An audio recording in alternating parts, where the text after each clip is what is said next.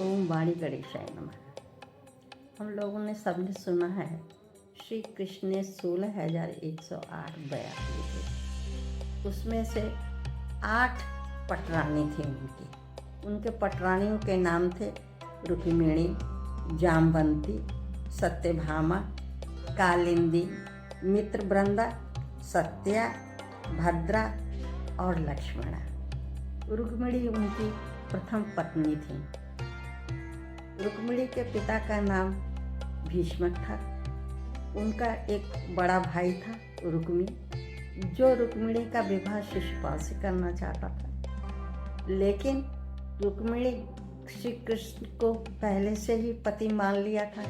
इसलिए उन्होंने पत्र लिखकर एक ब्राह्मण के द्वारा पत्र को भगवान के पास भेजा और उनको बताया कि जब मैं मंदिर से बाहर निकलूंगी तब आप आके अपने रथ में मुझे बिठा लीजिए। उनका संदेश सुनकर कृष्ण भगवान रथ में गए और उनको रथ में बिठा लिए और उसके बाद में द्वारिका जाके उनसे ब्याह रचा लिया। दूसरी पत्नी का नाम था जामवंती। जामवंती कहा जाता है जो त्रेता युग में जामवंत जी थे। एक दिन वो भगवान का युद्ध करना चाहते थे, भगवान का बल को देखना चाह रहे थे, लेकिन उस युग में तो ये पॉसिबल ही नहीं था, क्योंकि भगवान राम के बहुत हितैषी थे और उनसे युद्ध करना तो पॉसिबल ही नहीं था। लेकिन ये उनकी इच्छा थी, इसलिए राम ने मन मन में ही कहा, चलो तुम्हारी मैं मंशा द्वापर में पूरी करूँगा।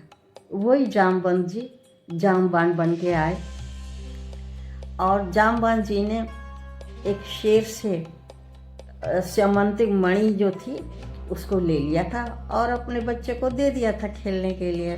जब कृष्ण ढूंढते ढूंढते गए तो देखा वहाँ पे मणि से बच्चे खेल रहे हैं, तो उन्होंने कहा मणि दे दो मुझे।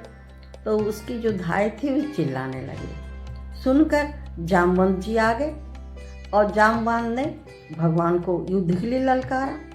फिर 28 दिन घोर युद्ध हुआ और उसमें जामवान जी की पूरी हड्डी हड्डी टूट गई और भगवान के चरणों में गिर गए।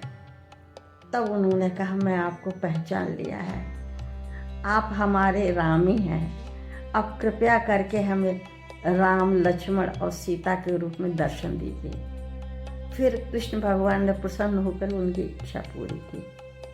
तब जामवान जी ने उनकी पूजा की और उसके बाद में मणि के साथ साथ जामवंती अपनी बिटिया को भी उनसे ब्याह दिया।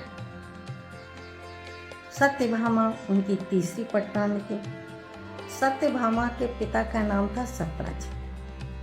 वो सूर्य भगवान के बहुत बड़े भक्त थे। सूर्य भगवान ने प्रसन्न होकर उनको एक मणि दी थी, स्यमंतक मणि। वो रोज 8 बार सोना उगला करती थी।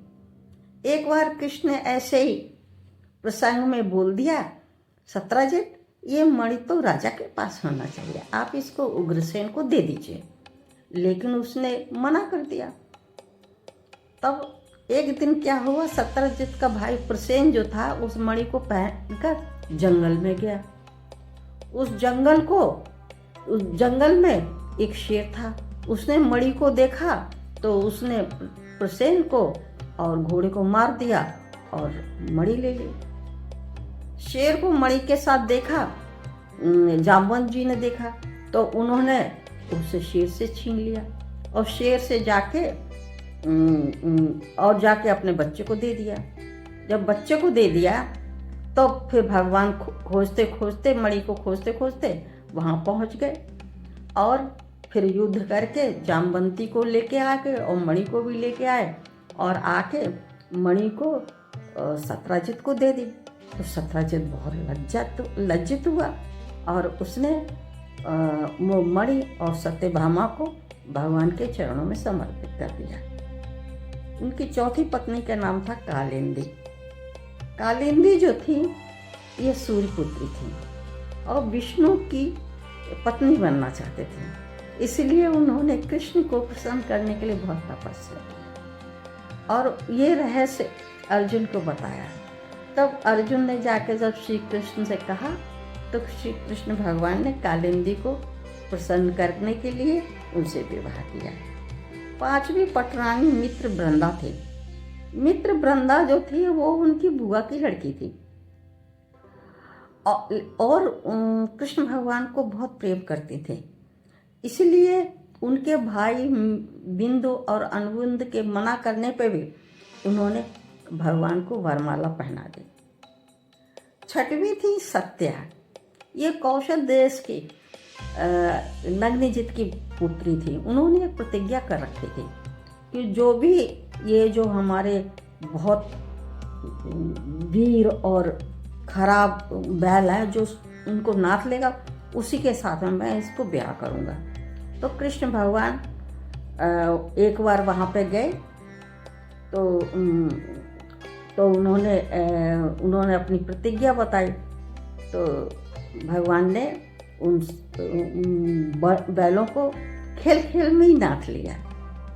तब राजा ने अपनी पुत्री सत्या का विवाह कृष्ण भगवान से कर दिया।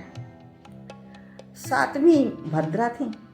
भद्रा भी उनकी बुआ की लड़की थी और उनका जो भद्रा का भाई था उसने प्रसन्न होकर अपनी बहन भद्रा का विवाह कृष्ण भगवान के साथ में कर दिया।